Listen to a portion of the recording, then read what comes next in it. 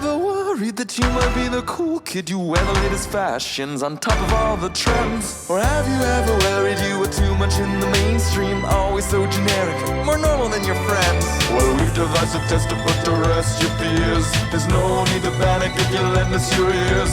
Tonight you can't sleep easy after all that you've heard. Cause if you like the show, then you're probably a nerd. Oh, canon, it's canon, it's all.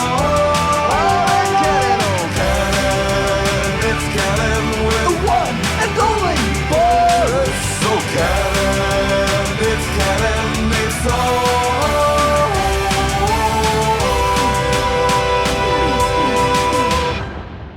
in canon.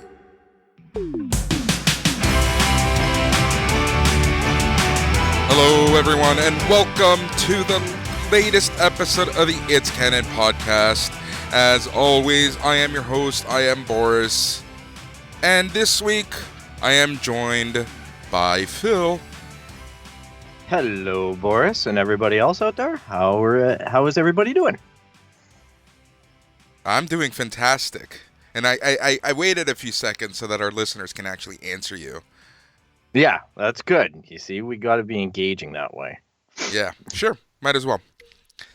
How's everything? Living the life. Watching a lot of news go by in this past week.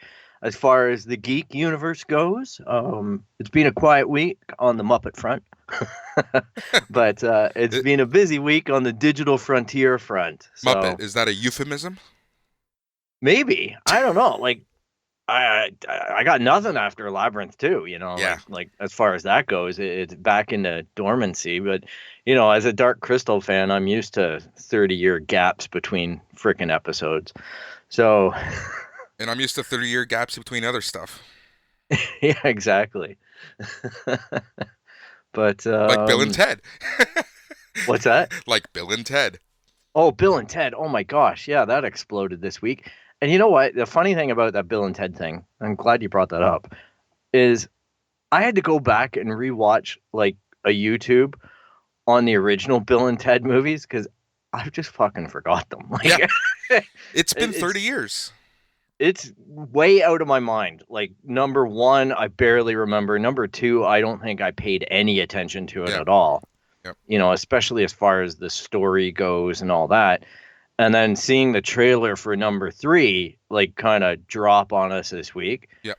It was just like, what the hell is going on here? And then I had to look it all up. And wow, that's a bit of a trip as a fan or as a person, especially paying attention to Keanu Reeves as he's become this absolutely massive star. I've had this argument with some of my friends where they're like, Keanu? They don't even understand the magnitude. And then I'll ask them things like, well, what was the last Keanu movie you watched? And usually the replies are something about The Matrix. And then I'm like, well, there's that whole John Wick series.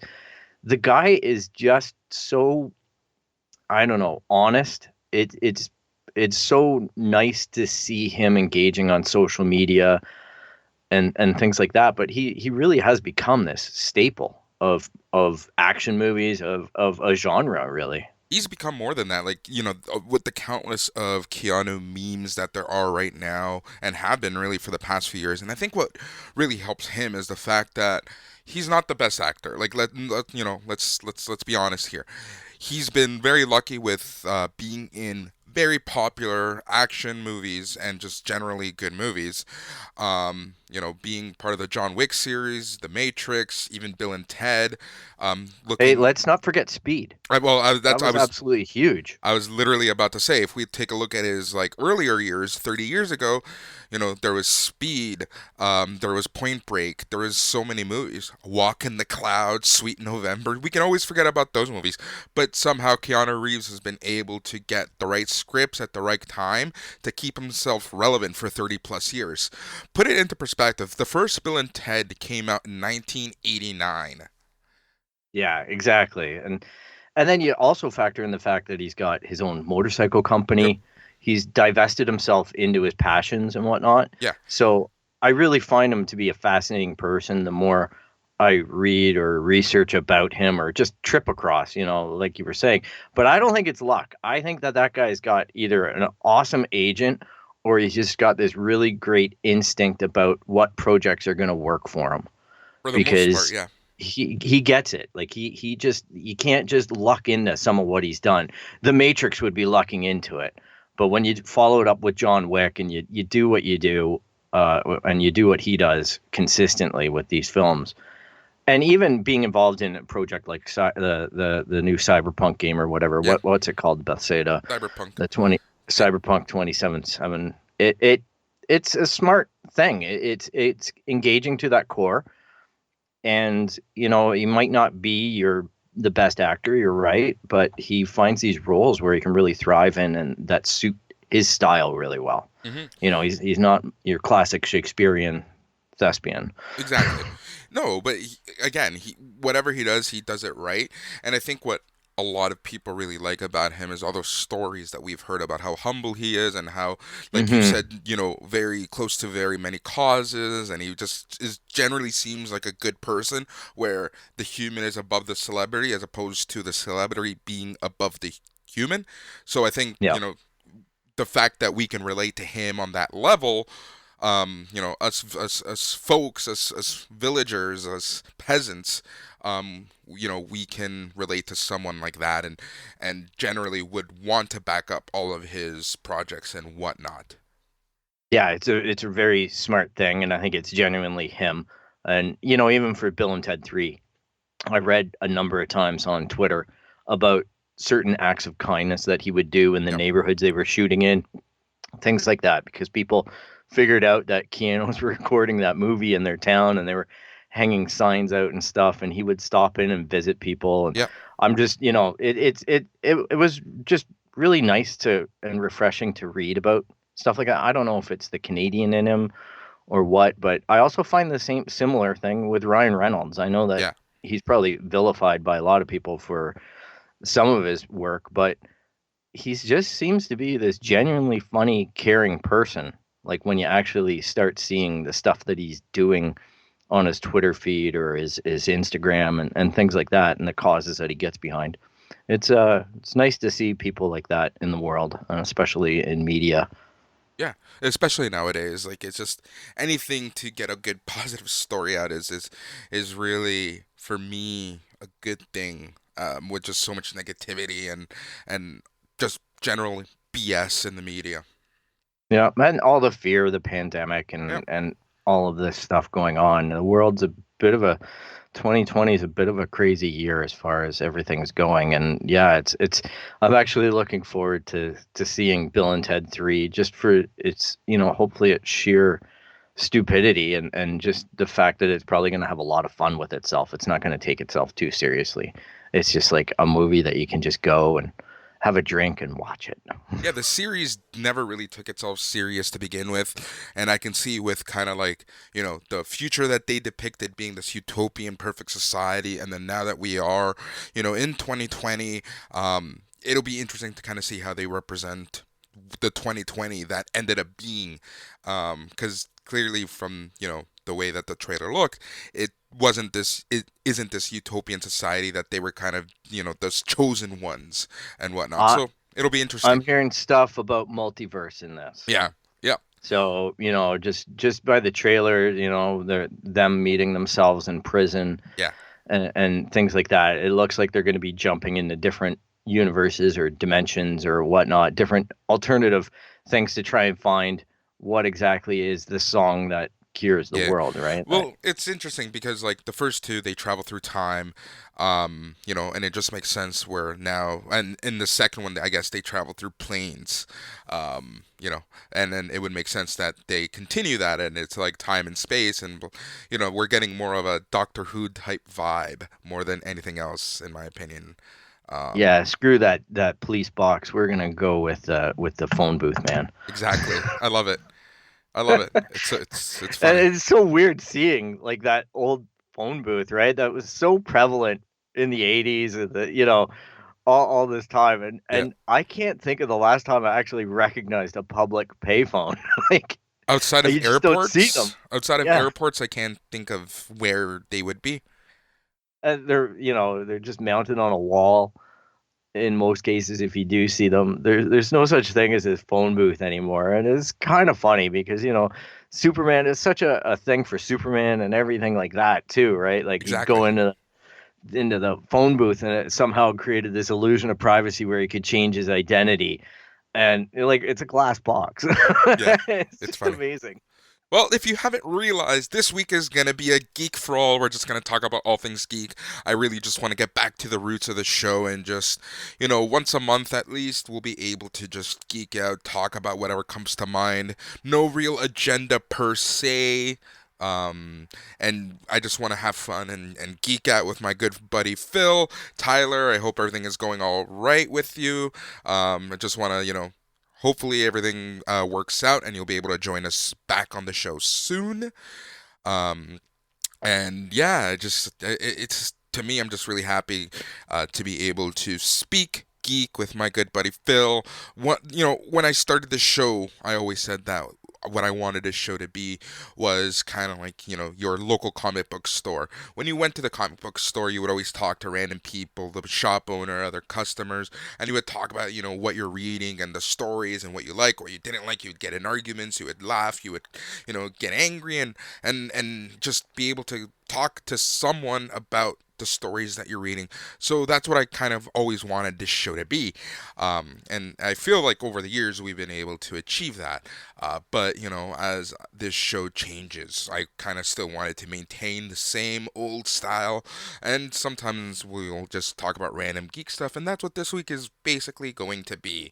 So we started the show talking about Bill and Ted. But while you were talking about Bill and Ted, you did bring up one interesting fact.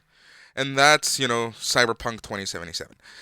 And Yeah. that is having A-listers or, celebrities, non-video game people, actually starring in video games. We've seen this over the years from time to time.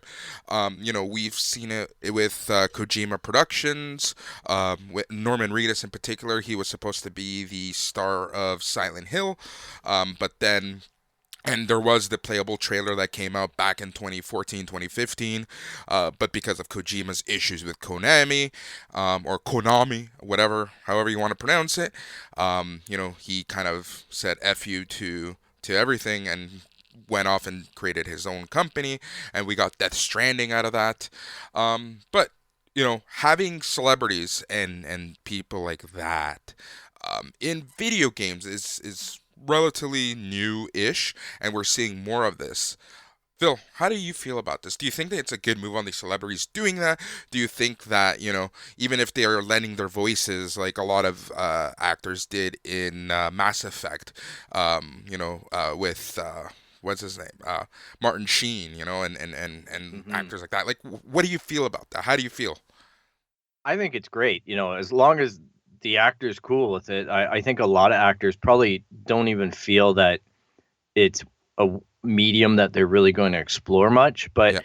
I was watching an interesting thing about the guy who plays Trevor on GTA 5. And he's he's an actor, and he's been in stuff like The Walking Dead and some different stuff as well since doing Trevor in GTA 5.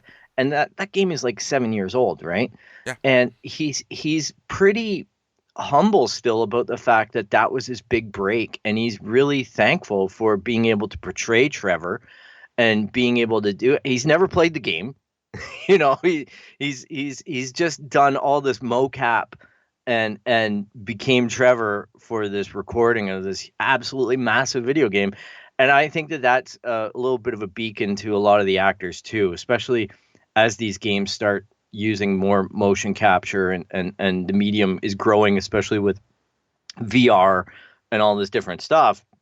It's got to become really attractive for an actor. It's just getting the pay levels, I guess, to attract the type of star that you want to have, or they've got to, in earnest, love the property, Yeah. like the Mass Effect guys and whatnot.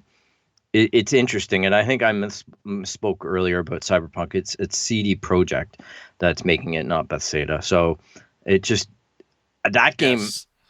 has been in development for a really long frickin' time, like a really long frickin' time. The fan base has been kited along with this for years. And it's kind of funny to think that it's finally going to land, right? And it's also interesting how all the stuff is coming out because they missed their date.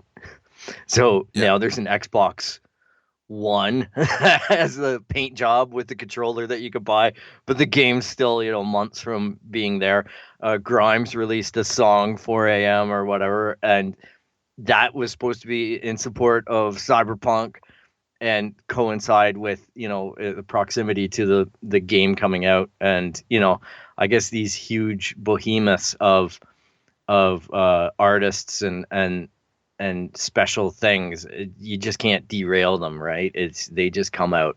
And yeah, it's too bad that the game got delayed, because I really think that it could have benefited in a big way by what's going on and everybody being stuck at home. I think that's where Animal Crossing hit it out of the park, because it was just perfectly placed at the beginning of the pandemic. Yeah. Yeah, and it'll be interesting to kind of see where the schedule goes, but we'll touch on that in a little bit. But staying on topic in regards to actors and being in video games, I think that overall it is a smart move for them. I think that a lot of people for the longest time saw video games as kind of the same as comic books. It's a kids thing. It's not that popular. It's for kids. It's blah blah blah. You can say what you want, but if we take a look at the numbers, it's one of the biggest forms of entertainment. Period. Its budgets, rival if not surpass Hollywood. Yep. In a lot of cases. And as well, I'll tell you something. Going through the past little bit that I've been going through and cleaning out some of the games, like Jedi Fallen Order and things like that. I'm now playing like Horizon, the Horizon game on the PS4, New Horizon or whatever it is. And it's interesting because it really hits with me, resonates well. Last of Us Part 2, Last of Us, the original one, about how impactful the storylines are, like how they absolutely, and this is where it exceeds, in my personal opinion, it exceeds a Hollywood experience. Because right now, the prevailing thought is it's way better to watch Mandalorian in 8 episodes than trying to watch 2 hours of the same type of character development. Now take that same line of thought as a consumer, and then pour yourself into a game that's, let's say, 40 hours of playing. But that's 40 hours of you being in that character's head or being in multiple characters' heads, understanding the story from all different elements. It's just absolutely earth-shattering, the amount of emotion and feeling that a video game that's well done can communicate and portray to the player. Because I'm not going to hide it or anything. I think the Last of Us Part 1, I cried playing that game because some of the story choices and the characters were so impactful. And even with Gears of War, with some of the character choices that got done there, it was genuinely upsetting to me. And Mass Effect, these are all games that just absolutely raptured the way that I was thinking about this as a medium. And this was going back years, Mass Effect on the 360. It's just crazy. And now people are starting to come around to it. And, we got to get out of, it's fine to play these side scrollers and everything. I understand the cult following and the history of it.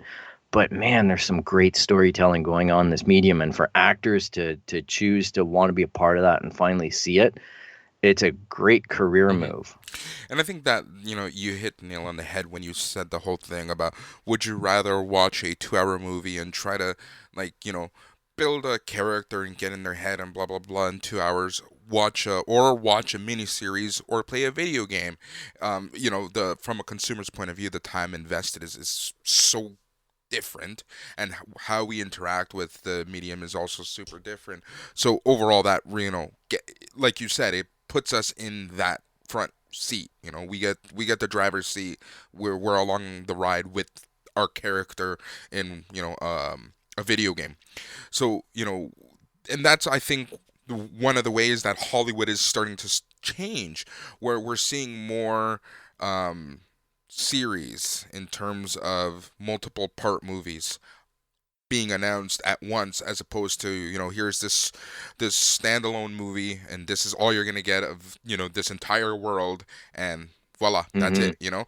Now you have creators thinking way ahead and thinking that, okay, I'm going to make this trilogy, and this trilogy is going to tell the full story that I want to tell. And I think what's really helped us in thinking like that is, HBO and the way that they kind of created their series. And it's the budgets that they've been able to put behind it. Even a show like The Sopranos took TV to that next level. It made it more of a mini movie, and every episode felt like a mini movie, and then you had multiple of those. So we were able to really get in invested in that. So I think budgets really helped. And just the way that storytelling has really evolved. And I've always said that, Twin Peaks back in 1991 when it originally came out, that's really what changed the way that we view TV, because we had this ongoing serial, almost uh, telenovela like, week to week, of trying to figure out who killed Laura Palmer.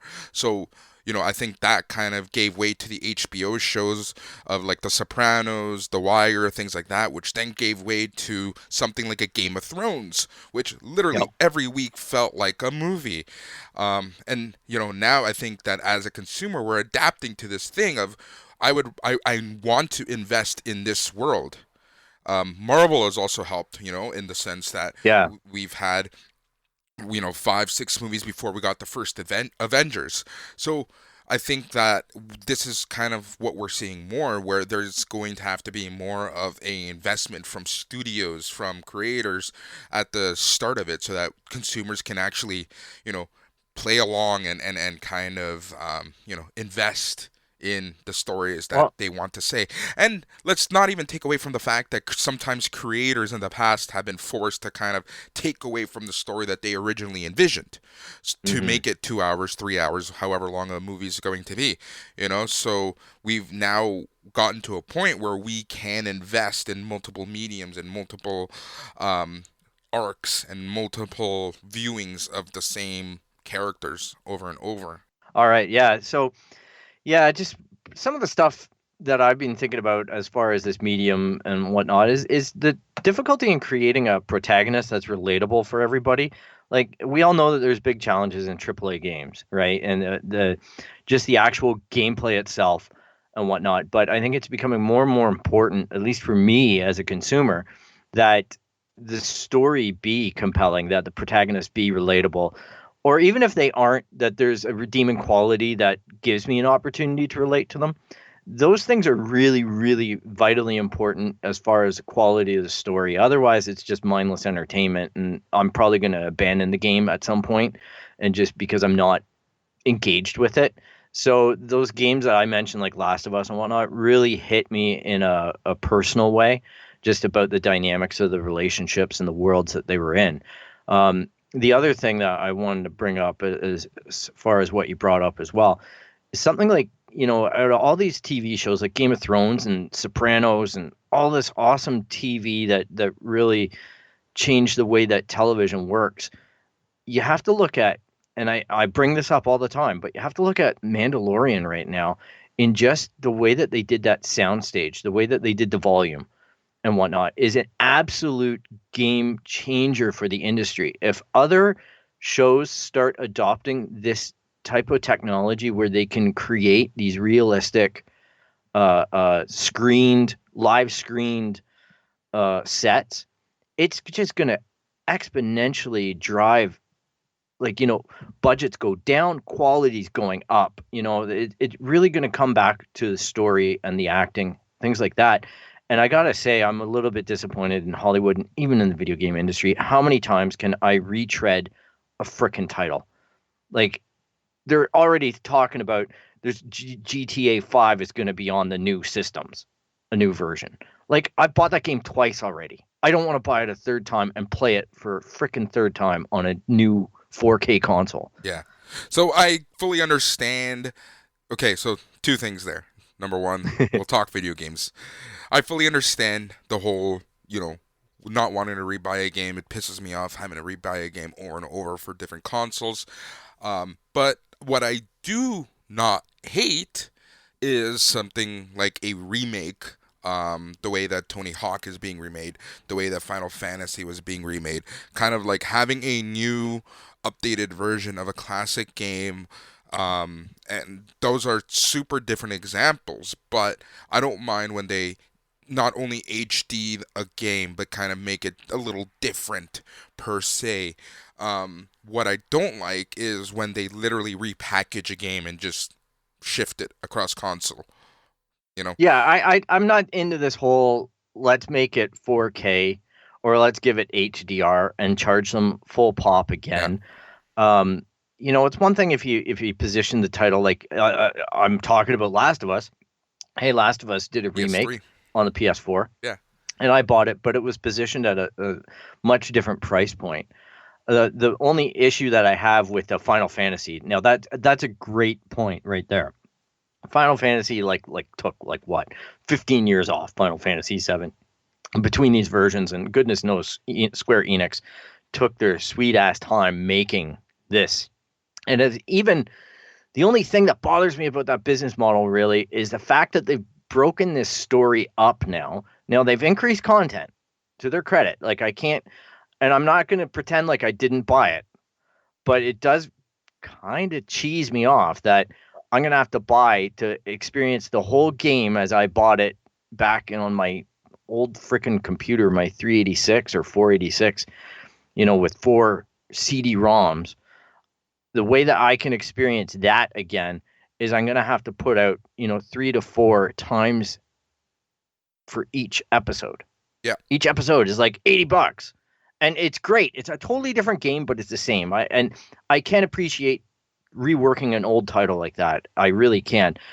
But shit, man. And I get that these games are expensive to make. I'm not trying to piss off content creators or gaming studios by this.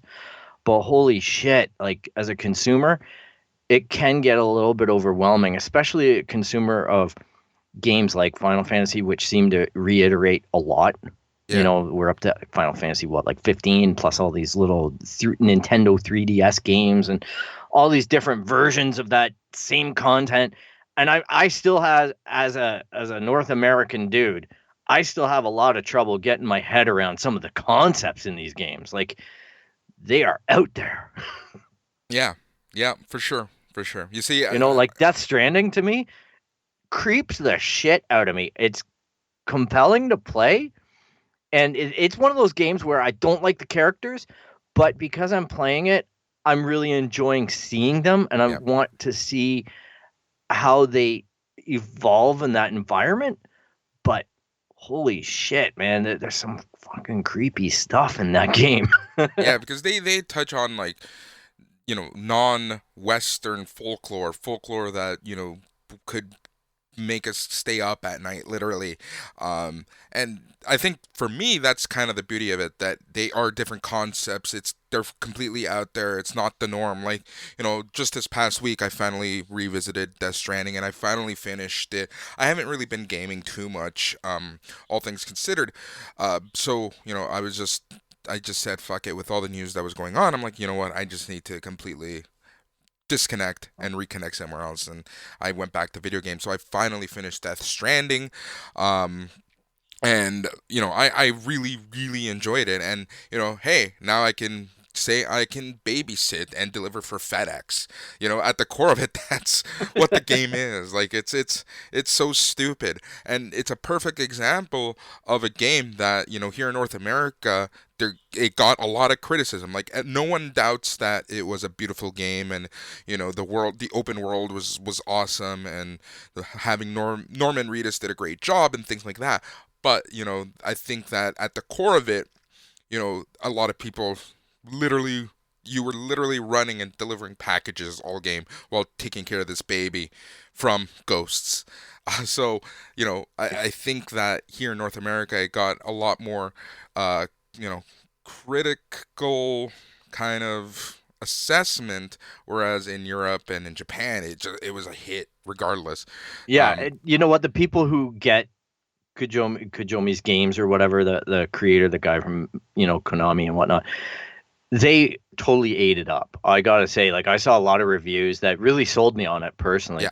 because of their genuine excitement for this guy's creations. And myself, I've been a fan of his for a long time, but not even really realized it because this whole idea of making celebrities out of game developers is kind of new to me. It's I know new. it Yeah. exists, Yeah. but my personal story, I'm going to tell you one. I don't know. You might have heard this one before, Boris. I'm not sure.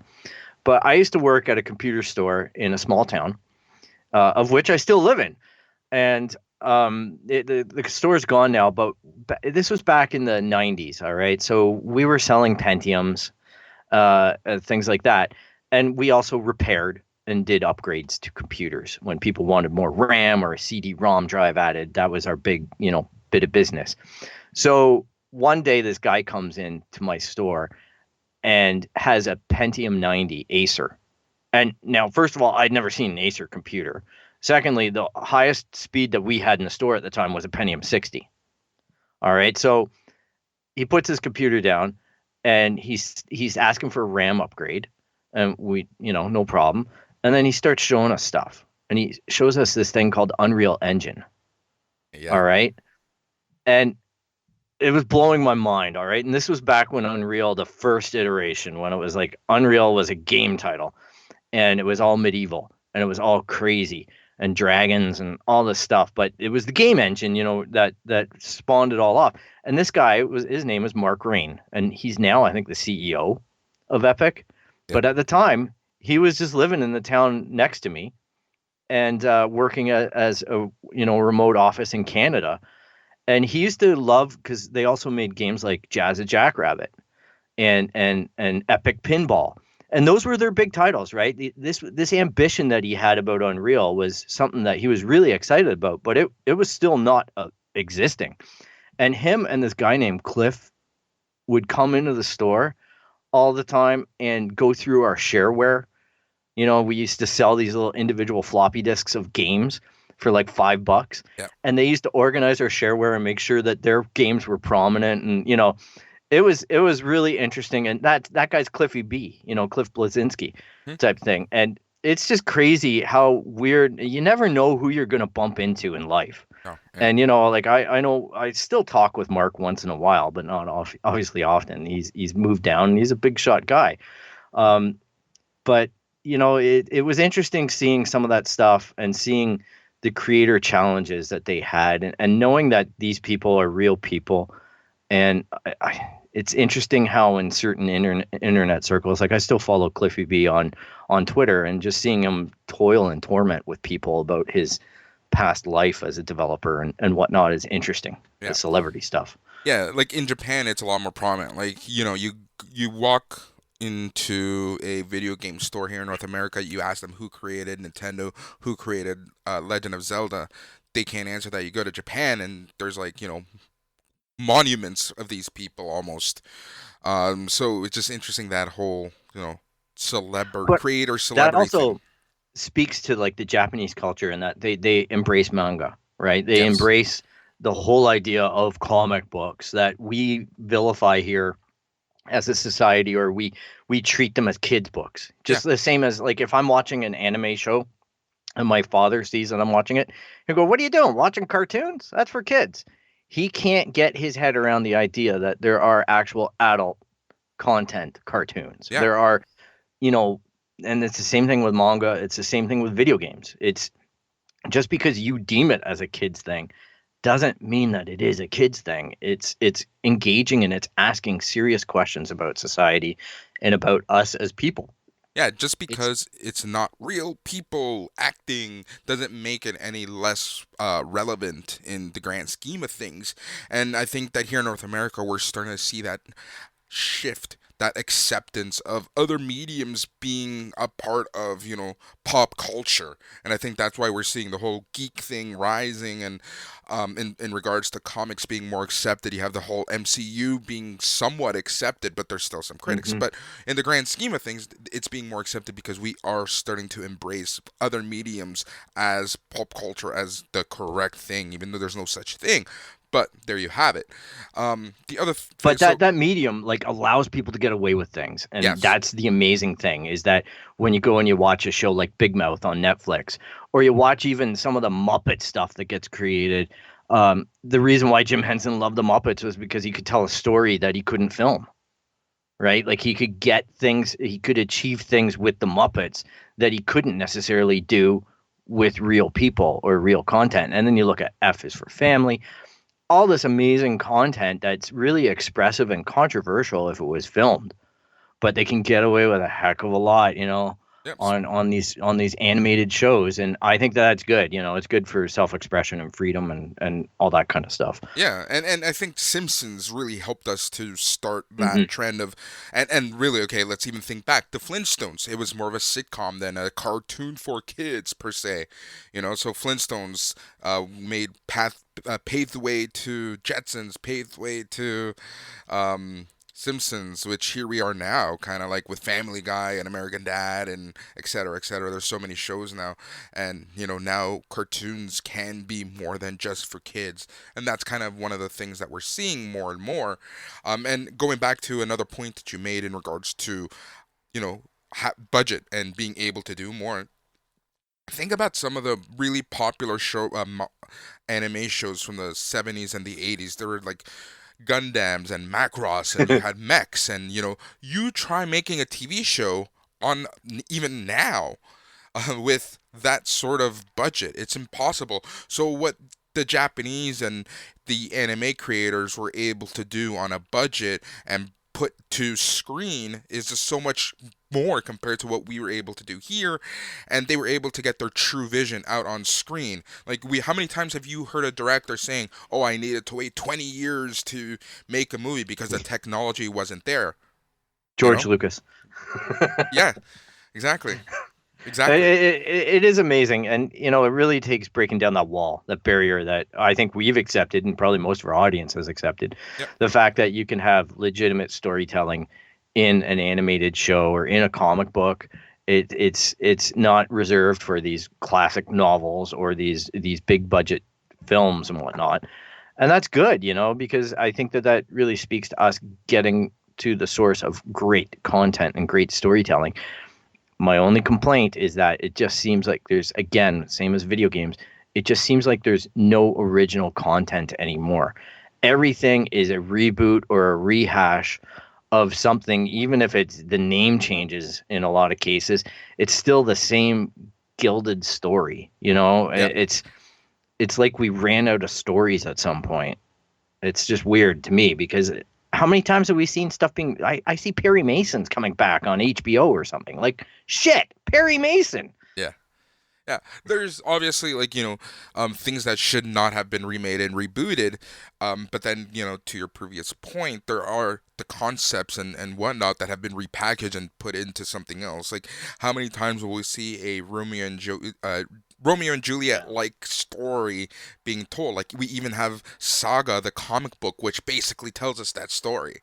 Star-crossed lovers and blah blah blah blah blah blah blah. So it's I think it's just natural and normal for us to rehash things, but now we're just blatant about it. Yeah, I guess it's the nostalgic kick that's going on. Even shows like MacGyver and I think I brought it up in previous episode, the Tom Selleck show, like Magnum PI, Hawaii 5-0. And it's just amazing to me that some of this stuff just gets airtime. Like I think my niece knows that Lethal Weapon is a show, not a movie. Yeah. It's just, that's just that. I don't know. Maybe that's the old man in me. Old man yells at cloud. That's me right now. But it's just amazing to me that there isn't some kind of shit that they could come up with that's better than an 80s three-part movie. You know what I mean? Like, and not that there's anything wrong with Lethal Weapon. I enjoyed the shit out of it. It's just weird, man, that's the way that some of the stuff is being reborn and repackaged and not even changing the label. Yeah, exactly. In other news, Battlestar Galactica reboot. Now that, it's kind of funny because Boris and I were talking last week and I floated this idea, and this is my fault. I floated this idea that, and I'm sure we're going to do this where, especially when new content is out and whatnot, maybe we'll do it with some of the older content. But I said to him, it'd be kind of fun to watch something that's maybe outside my norm, that's in this geek culture type thing that we could talk about. So I proudly put forward Riverdale because someone in my Twitter feed has been watching it, and I've been laughing my ass off at how they're watching it, right? And I'm thinking, I've never really paid attention to anything. I just know that it's Archie and Jughead and all this shit, from when, and I had older brothers growing up. So a lot of my comic books were like old shitty Archies, man. Yeah. I'm telling you, like I had those 5-cent copies and whatnot. So I know these characters, and I thought to myself, I'm going to watch season 1 of Riverdale. Holy shit. All right. First of all, I'm just going to say it. There's a lot of teen drama going on in that show, but it was about 4 episodes too long for season 1. Man, oh man, did they ever have a lot of mistakes that even me as a movie dummy picked up on? Like, why is it snowing out and the pool is full of water that's not frozen? Like shit like that, where I'm like, what kind of decisions are these people making? And I finished it, and I immediately started watching Battlestar Galactica because I needed to cleanse myself. I just needed redemption. So I fired right back on Amazon and fucking started watching Battlestar Galactica because I felt dirty after watching Riverdale. Riverdale is, like I say, I always say this, it's a CW show. CW is notorious for teen drama and whatnot, which is why like having all of the DC shows on CW, just as cool as it is, it also pains me all at the same time. And it's hilarious because we have a webcam and I can see what Phil's doing, and he's just like embarrassed and sad and hates himself right now, the fact that he even watched Riverdale. But we will be talking about Riverdale because Riverdale, I can't even go into second season. I need to take a fucking break. I know, trust me, I know. It's too much. Yep, it is. It really is. Yeah, and the thing about Riverdale that gets me the most is that these characters are shitty people. They're all horrible fucking human beings. None of them deserve to be alive. I know that I had a really tough time picking who my protagonist is. I don't even know. Like, Archie does shitty things. Jughead does shitty things. I'm convinced they it's all Archie. Fuck each other in the ass and put the knife in the back while they're doing it. Yeah, pretty much. And some of the plot lines just didn't play out. It was like they started down the road and some of them, and then stopped. I just don't get, like, because they got a new shiny object to chase for drama. Yeah. That's the way I think about what happens in that show and what they're making. And that's my point of criticism is like, it could have been 4 episodes shorter. Yeah. Which would have made, I don't know, it would have changed my mind a little bit in terms of how I viewed it. But it just felt like at certain points, it was just like the writers just opened up this bag of whatever, and people just started chasing ideas, and then they were, okay, this one's working, that one's not, we're just going to ignore that one now. Isn't that what a writer's room essentially is? I guess so. I thought it was a parody. I watched that Netflix show Love, right?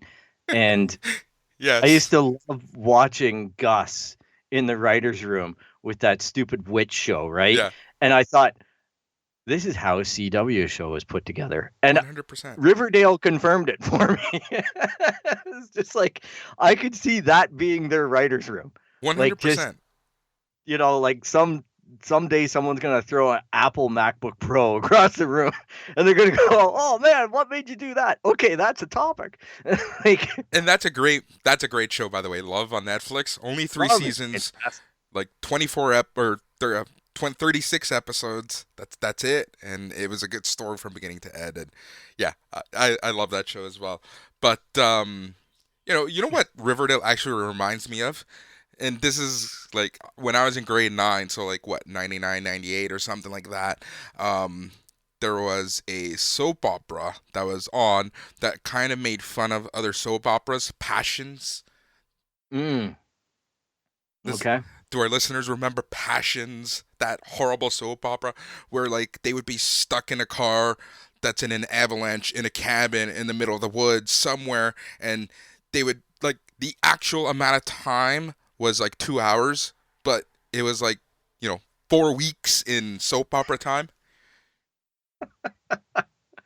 Yeah, it felt to me like it was a lot. It drained me, to be honest. Like when I got to the end of episode 13, I know I was doing like a blow by blow with you over Messenger or whatever, because I was just like, oh my God, this happens now? Oh my God. Like, I thought the thing was done at episode 10. Yeah. And then, episode 13 was a total waste. It was just the denouement, right? It was just them wrapping up storylines. And then I started watching season 2 and I'm like, nope, fuck that. I can't do this.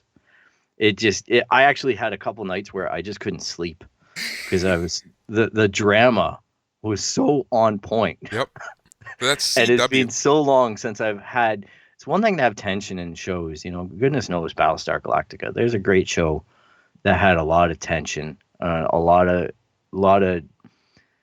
changes and challenges as a viewer. You were guessing all the time. It was a blast for that, but it had integrity, I guess, and that was the part that I was missing a lot in Riverdale. Was there just seemed to be an absolute lack of integrity. Battlestar Galactica, not only for themselves, but for their story. Battlestar Galactica season 4 had no integrity. Fair enough. But yeah, it did. It got out of hand. Wait, I can hear that music. Where's that music coming from? Come the fuck on.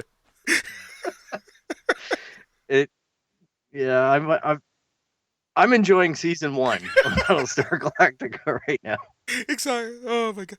Season 1, the first episode after the miniseries 33, that to this day is still my favorite episode, where the Cylons attack them every 33 minutes for God knows how long. If they stuck to that plan, they would have won. But that's neither here nor there. I know. It's the way it goes with some of these shows, and I get it. There's a point at which, I guess, with anything, Star Wars, anything, where they just want to prolong it for as long as they can. And I'll give a shout out here to Fearless Fred, because he runs a podcast called Issue Zero. And this week's episode, I think he did something that was really brave, at least as far as I've seen in the podcasting sphere. And that was, he presented a Star Wars story and he made it like a Star Wars audiobook. Like he had other people doing voices and whatnot. And I got to say, the story was pretty darn good. And that's what I just want to take some of these creators like Lucasfilm and just go, make more Mandalorian, make more of Fred's podcast, The Mud Troopers. Just tell us stories in Star Wars instead of telling me about a bloody Skywalker and telling me about how this person's derivative of Skywalker and all that. Like, just give me Star Wars content as far as that goes. And I don't need to have Solo reimagined. I don't need to do all that stuff, even though Solo was an underrated movie and all that. But I enjoyed Rogue One because it didn't have any of the other bullshit in it. Yeah. And it could have not been about the Death Star. And I still probably would have enjoyed it just as much. Yep. Like it doesn't have to, everything doesn't need to touch that. Yeah. Tell me a story about Imperials. Tell me a story about, all that kind of stuff. The dichotomy between rebellion, maybe the rebellion's terrorism. It's just interesting. I love the angles that Claudia Gray and different authors in the, the new canon are taking with some of this stuff. Yep. Chuck Wendig also did a good job on his books. Yeah, Chuck's Aftermath and all that. yeah, Aftermath. Aftermath. Those books, I had a really tough time reading the Yes. first Aftermath one. The first one was a tough read. And I put the book down, but then it kept on getting chatter in my circles of geekdom. So what I did was I bought the audiobook, and I enjoyed it so much more because of the way that the person was able to narrate. I couldn't get the beat down reading it, but Yeah. when someone else was reading it, holy crap, it actually stood up. It actually made the book better for me. So I never discount, especially with Star Wars books, I never discount the idea of going to audiobook for them, just because they're able to they can make maybe something that when I'm reading it I think is pretty bad, they can make it really good. Yeah, I agree. You know. I personally really, really like the audiobooks of those three Chuck Wendigs. I recently went back to them, actually. I read the first one, Aftermath, and then the second and the third one. I actually recently got the audiobooks, through the Toronto Public Library. So yeah, I 100% agree with you that sometimes the audiobooks is just as good. Another great audiobook is Twin Peaks: The Final Dossier. That one is Mm. actually really, really good, and that one kind of takes place after the third season, so it kind of wraps things up in the Twin Peaks world for now, at least. So, you know, it's kind of cool to get those in audio format, especially when it's done with the right voices and the right voice actors and whatnot. If you ever want to, well, yeah, if it's produced, like American Gods was just amazing as an audiobook because they acted it. Yeah. Now, a lot of my audiobooks, as far as Star Wars, it's just one narrator. But like I say, the pacing of it can make a big difference for me. I'm also audiobooking The Expanse novels. And I got to say, as a guy who's watched the shows and really enjoy them, it's one of my favorite universes to consume or to binge on. Um, the audiobooks are like the books themselves, the novels are way different but the same. And it's interesting to see honestly how they take multiple characters and merge them into one character in the show for simplicity's sake, but it could be three characters in the book. And that is just mind-blowing, especially coming from the angle that I am of not reading the books and just watching the shows and then getting more interested in the universe that way. So I don't know if you've checked those out, Boris, but man, it's crazy. No, you've mentioned that to me before, and I really should get on that. I like The Expanse a lot, and some would say I want to expand my knowledge, and I want to touch on those books at some point. They're really worth the investment. It's interesting because in the first book they don't even bring Avasarala or any of the political stuff to the table, which is such an integral part of the show from the from the get-go. But it was really interesting to see how it caught up and how the focus by the author Corey just keeps on changing per book, and the way that they fuse it together in the shows is absolutely brilliant. Hats off to Sci-Fi and I guess now Amazon Prime um, for the writer's room on that one, Yeah. because that must have been a complex thing to do. And the writing is great as far as it narrates the action and the feeling of the expanse that you get in the show. Yeah. And I think the show really benefited by a clear author on Yeah. that. So A set of books that I want to check out based on, or not based, but like, my first, I guess, exposure to this series was the show as opposed to the book, and that's the mhm. 100. I kind of want to check out the books. I know that they are, a more teen driven book, but so is so is a lot of stuff. But I want to check them out because I really enjoyed the series. I know that kind of like in the middle of the series, the books in the series kind of went in their own direction. But I just want to check it out and see what Craig and Bellamy get up to in the books as opposed to the show. Yeah, I watched the first season of that, first couple seasons. So I guess those were more based on the books. Yeah. And I enjoyed those. But then it started losing it for me. But again, it's what I said. It's another CW show. The CW has this notorious thing for just teen drama. Like it's ridiculous. Having said that, it's CW and before that WB and UPN gave us some of like those shows that for me are still near and dear to my heart. Like my favorite show of all time, Gilmore Girls. Oh yeah. I feel for you, man. I really do. I know. I remember you going through that Gilmore Girl phase, man. I remember. No, it's not a phase. It's a lifestyle. You were always talking about it, and I'm like, what the hell is Boris watching? Like, it's kind of funny where we cross over and where we don't in our fandoms. I just thought it was hilarious too. That one time when I'm like, I kind of admit to you, like, I'm watching this show on Netflix called Love, and you're like, oh man, that's the greatest show. You really surprised me there because I'm like, oh, I thought that was like my dirty secret here, and it turns out other people are watching it too. Because the funny thing about Netflix and things like that is you don't know what other people are necessarily watching. Like maybe you can go to the what's popular section or whatever. I get it, what's trending, but I just never really know because I don't. There's so much TV. I don't know what people are actually watching unless it's like Game of Thrones. I pretty much had to watch Game of Thrones because everybody talked about it in my workplace. Yeah. And I'm like, I don't want to be left out of this. Even though it might not have been my favorite show, I grew to like it a lot.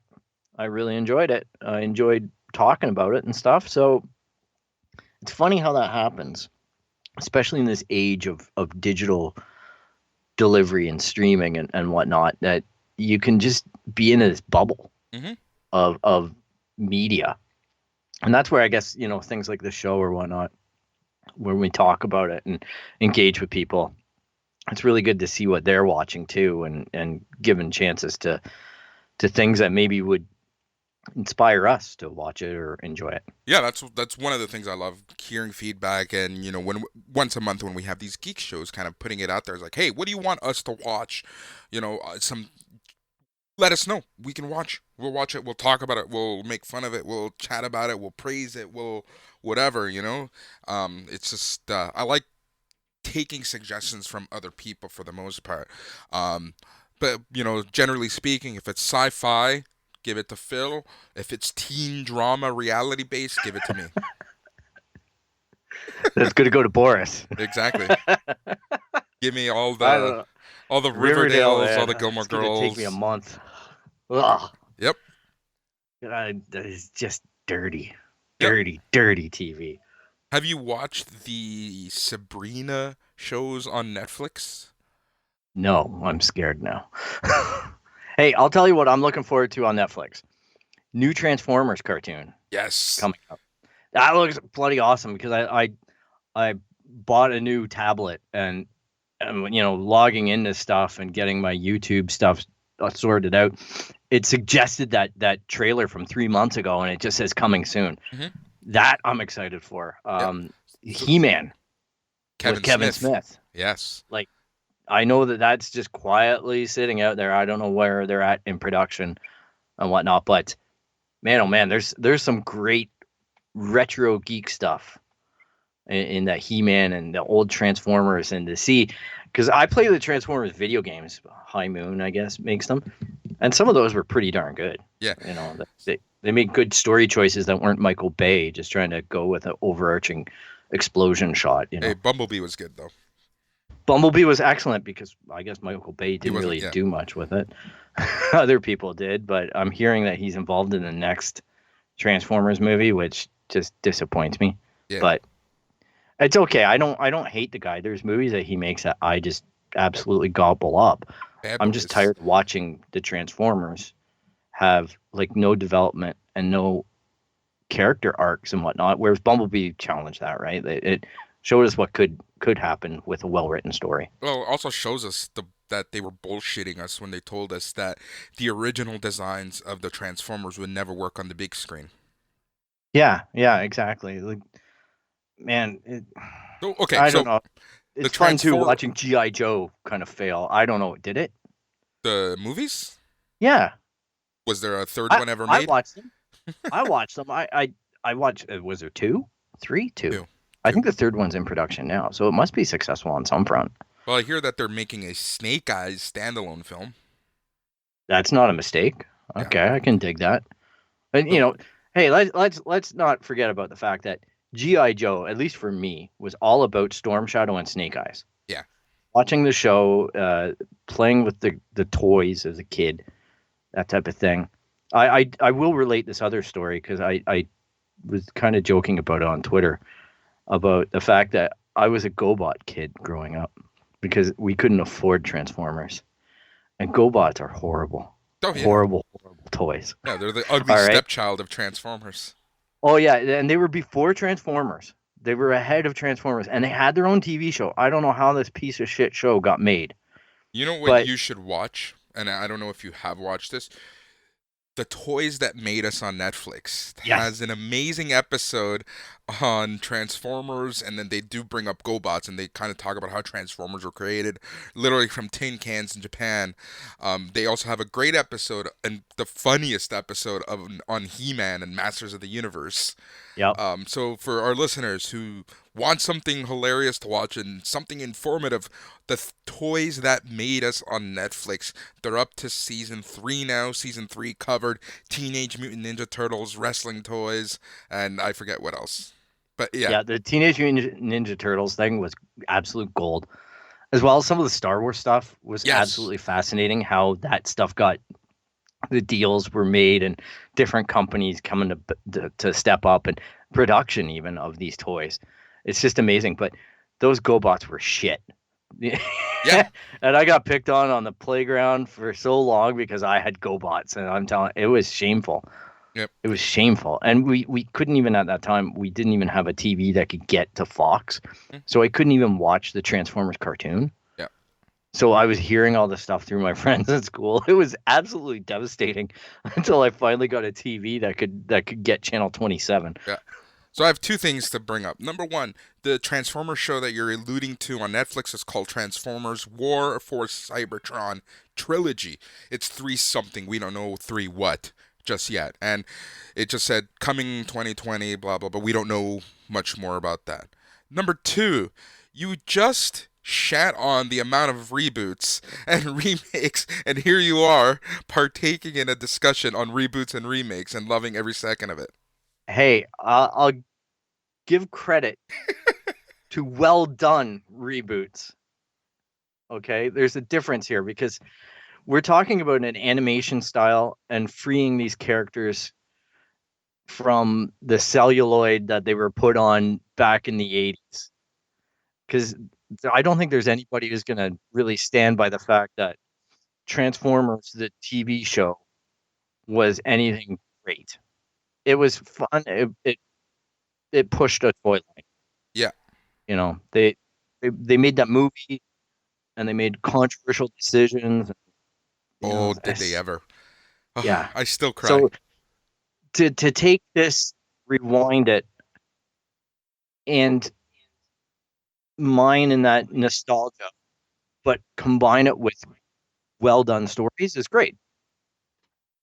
Yeah. And that's what I love about the games. Yep. That 1987 Transformers movie really stirred the pot, to say the least. The Optimus death was huge, and I remember watching that movie, and it was 1993, and my brother brought it home, a VHS copy that he borrowed from one of our close friends who's the biggest Transformers fan ever, and he's like, this is the Transformers movie. I'm like, oh, there's a movie, He puts it on, and within the first 2 minutes, and half the Autobots die. I'm like, oh, fuck, what am I watching? That's when I grew into a man. I have it Phil. on DVD. That's when I grew up into a man. Yeah, I know.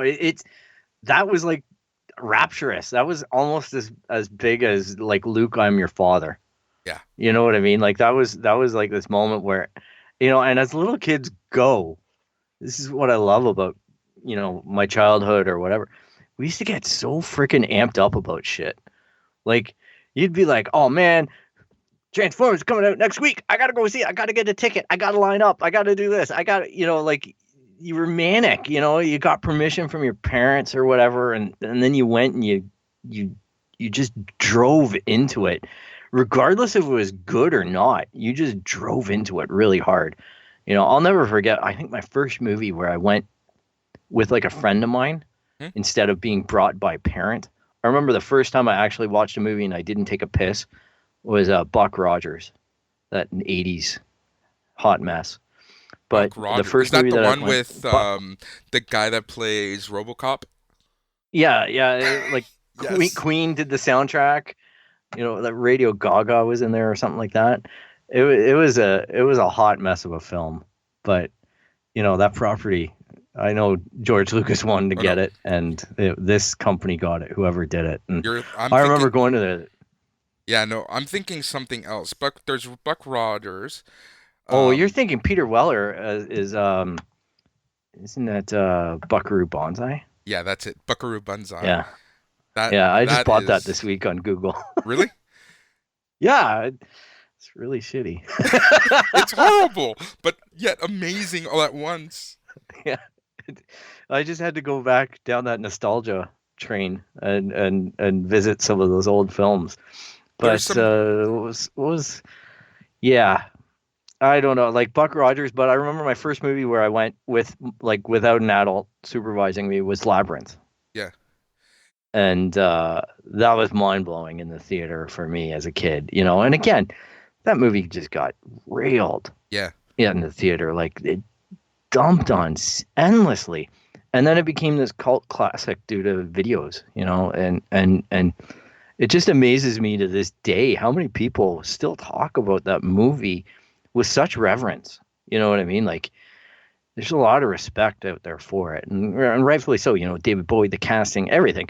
But yeah, it's funny how we do that as kids. Like we get behind these things, and we don't care if it's good or bad. We're just the thing excites us. The 80s had so many things that were so good and yet so bad all at the same time, and so many hidden gems that like people don't even know existed anymore. Kind of like Buckaroo Banzai, like as bad as it is, it's still good. Buck Rogers is another one. When was the last time that you ever heard of Buck Rogers?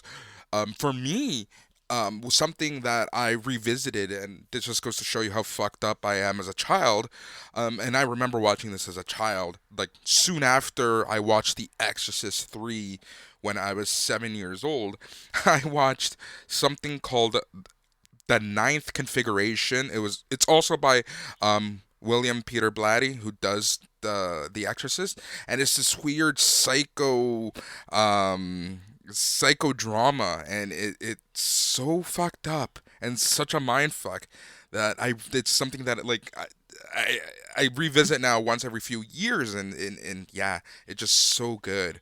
But it's like, wow, just wow. You know which one out of the horror genre? And I'm not a big horror fan, but Poltergeist, the original.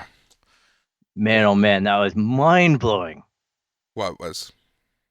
Poltergeist, the original. Yeah, like that movie scared the living shit out of me.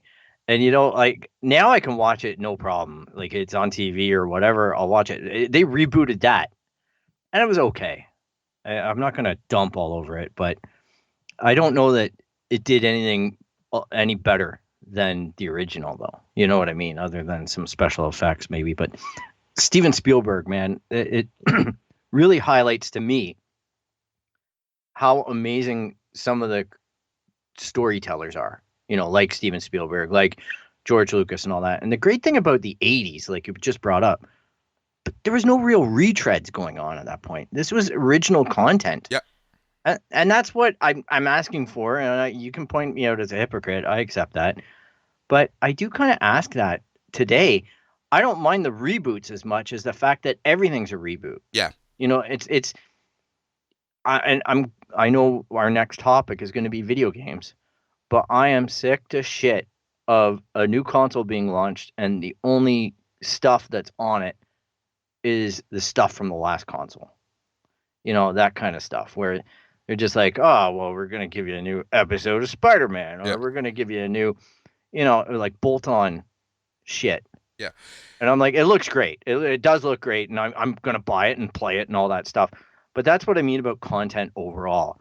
Is just like, I'd be okay with a whole bunch of content being rebooted if there's a whole bunch of other brand new content that was equally compelling or overwhelming the scene. But it just seems to me the only stuff that I'm seeing is retread. Yeah. Staying on that topic, it for me it depends. Like, I agree with you the fact that there's too much of it, and some of the things that are being rebooted, remade, whatever, don't deserve that treatment because the original is, so holy that you don't want to touch it. But there are certain things that I would like to see updated, and I'll ask you for yours. But if I were to update something to today's standards, it would 100% be Eastman and Laird redoing TMNT. Yeah, I could get behind that. I still have in my. I don't have a huge comic book collection, but I still have the original black and white. Nice. Teenage Mutant Ninja Turtle stuff. Like to be honest, like when they came out in colors, I was just like, what the hell is going on? They all wear red bandanas. Yeah. And then they're like, the TV show, and I get it. Like, that's a generational thing. Mm-hmm. People are very, it exploded. It was exploding when Eastman and Laird were drawing it up and publishing it and whatnot out of their house. Self-made, completely independent. Just amazing. Their story is honestly amazing. Yeah, and and even relating to that, there was a whole scene going on at that time. You had Dave Sim and Cerebus. You had a lot of independent creators making some pretty amazing stuff and self-publishing it. It's just, it's incredible. It's great stuff. I got to find my Cerebus omnibuses because I have all the Cerebus stuff that Dave did. And I'm interested in rereading it now as a little bit more of an experienced person. Yeah. I won't even say I'm an adult, but an experienced person as far as my life events, and I'm curious to revisit some of that. But yeah, Teenage Mutant Ninja Turtles really signaled to me a pretty big paradigm shift. The other one was Neil Gaiman and Sandman. Yes. And I remember like being, 15 or whatever it was when they started coming out, and these are adult-only comic books. So they were heavily branded and protected by the comic book store. And I remember having to work out a deal with my comic book store owner to be able to buy it. Because he would have to go through and read it and just know that there's no gratuitous nudity or anything like that in it. And then he felt comfortable selling it to me. Yeah. So, and I still have all my original Sandmans. Yeah. First printings. We actually, on the first incarnation of the show, when we were just talking about comics, we did a retro comic review every few weeks, and the original run of Neil Gaiman's Sandman was one of the ones that we reread, and it, 5 years ago, it's still held up, and it's very few things hold up that well to this date. And they're making a Netflix series about it. Yeah, and it's apparently going to be related to Lock and Key, or in the same universe as Lock and Key. So I'm trying to watch Lock and Key right now to get ready for this, because I think Sandman has started production back up after all this COVID stuff. I thought I saw something about that. Maybe I'm wrong. And that stuff holds up. And it was interesting too. The controversy around that was the fact that Neil was writing such a compelling work in a comic book, which was unheard of, at that time. You had guys breaking out in the DC universe. You had guys breaking out in the Marvel universe. Chris Claremont stands to mind, things like that. You had Frank Miller's Batman coming out at that time. You started seeing comic books become a legitimate art form as far as expressing ideas and story. And they did everything that they could to ban comic books at the Nebula Awards and all this, because the guy was so threatened by the Neil Gaiman. So what did Neil do? He started writing books. Mm-hmm. And that's where we get American Gods and Annecy Boys and all this amazing stuff, and Stardust and Coraline. And man, it's just, it's just such a brilliant mind, and that's the kind of original content that I like. And you know what, making a Sandman show isn't retreading because it's never been done before. So and it's one. Take a good comic book and make it into a movie. Sure, Alita Battle Angel. Yeah. That's the kind of content that I want. I don't want to see Lethal Weapon TV show. I do. Not at all. But it goes back to our original topic that that, and you just summed it up so well, that Neil Gaiman had to move to books to be accepted as a creator in the mainstream. It's just crazy. It fucking sucks. Well, because it's legitimate. If I don't know where it would have gone if he was still in comic books. I do enjoy all of what he creates now in terms of novels, and maybe there is just the logical progression to go into that novel style. But man, he was batting 1,000 in that comic book series. You know what I mean? Like it was challenging. I even had a T-shirt with Sandman and Death on it. Nice. It said, "How would you feel about life if Death was your older sister?" I like that. And it's funny because we had Neil Gaiman, who started with comics, went to books. Then we have Chuck Palahniuk, who went from books and Fight Club to Fight Club 2, which is actually in canon with Fight Club, but it's a comic book. Oh, yeah. I've read the book. Mm-hmm. I've watched the movie. I actually bought that movie as well recently, digitally, because I just was just like, man, I just wanted to watch it. And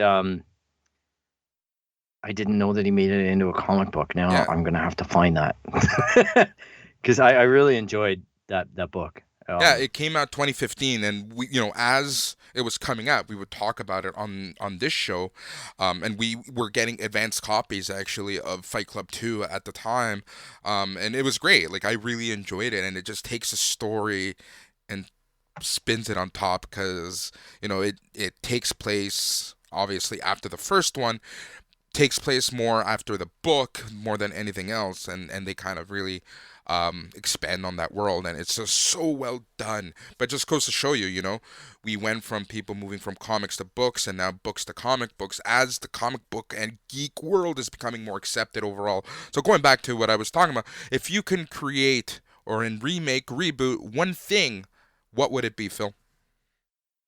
You know what? I don't think I'd want to change anything. You know what I mean? Like I get what you're saying about Teenage Mutant Ninja Turtles. But anything that's really big in my world, like, like even from absurd stuff like Muppets or Dark Crystal or whatever, I'd just like to see Age Resistance Season 2 be made. Yeah. That would be my biggest wish, or to anything to get the green light or to be remade or whatever. I just want it extended. I just want to know where that story goes. I want to see more practical puppetry. I want to see that art form make a rebound. If I could take that wish and put it into that basket, that's where I'd do it. I'll take it. Just want Season 2. I'll take it. One remake reboot that I am looking forward to is actually Dune, the new movie that's going to be coming out. That could be fun. The original movie, David Lynch, certainly had style. But really, I don't know if people know the story. I imagine most do. David Lynch was originally being considered for Empire Strikes Back. And basically he didn't get the job. And he rebounded hard with Dune.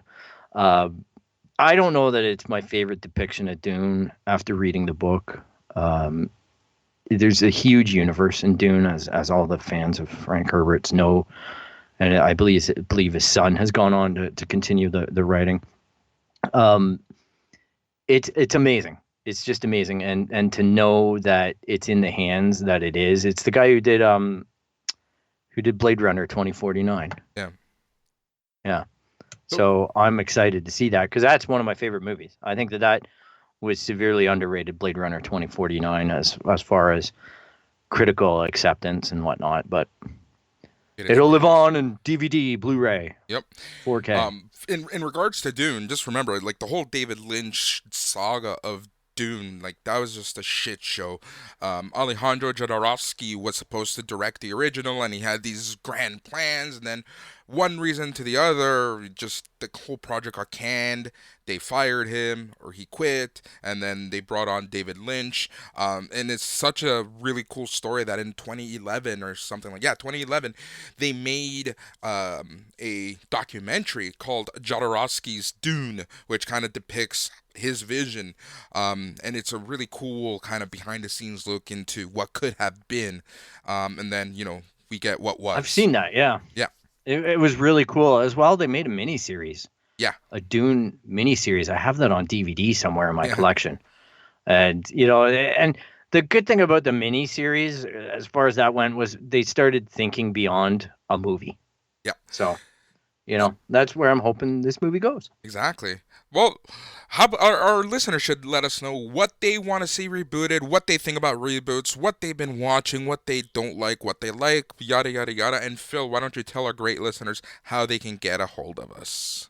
You can get a hold of us basically anywhere where you can find podcasts. You just have to look up It's Canon Podcast. So on Apple, Spotify, Google Podcasts, wherever you are, we're going to be there. Podbean. It's there, and as well, you can get a hold of us on Twitter. It's Canon Podcast, Instagram, Facebook, wherever. You can email us at It's Canon Podcast. We're there to hear you. Please click subscribe and give us turn on your notifications so you get to know when we produce content for you. And like I mentioned, every Wednesday at 8 p.m. we will be announcing the next episode. I know the past few weeks that didn't happen just because of real life, and, I wanted to put the focus on real life and the news. But, I want the show to be a distraction. That's what we will be moving forward.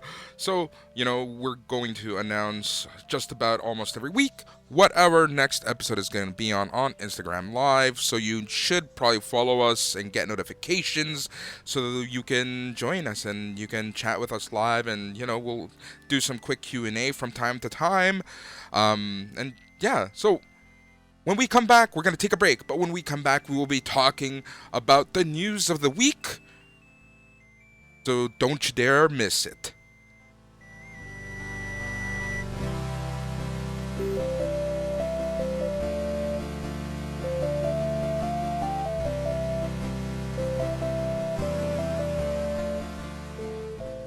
All right, everyone. Well, we're going to change things up a little bit this week on the It's Canon podcast. We did take a week off, so we wanted to give everyone a specially long episode, but we talked too much and we went a little too long. The full episode length was about 3 hours long, and 3 hours is a really long time to listen to just one podcast, so we decided to split the episode up into 2 parts. You just listened to the It's Canon podcast, episode 5, part A, and now you will be able to listen to the It's Canon podcast, episode 5, part B, on Wednesday. So this Wednesday, June 17th, you'll be able to listen to Part B, where we talk about our picks of the week and the entire PlayStation 5 reveal. How does that make you feel, Phil? I'm super excited. Yeah, you are. You also sound something. You sound something. I don't know. I took that hit from Corbin Dallas in Fifth Element. I love that. All right, so that was part A. Thank you for listening. We really do appreciate it. So make sure you check midweek when we release part B of the episode, and you will be able to listen to more things geek as we talk about our picks of the week and PlayStation 5. Get our thoughts about specs, games, backwards compatibility, what's important, what's not important, how much money we actually spend on a life cycle of a system. You'll be shocked, saddened, and angry. So thank you so much, everyone, and stay tuned. Check back midweek for Part B.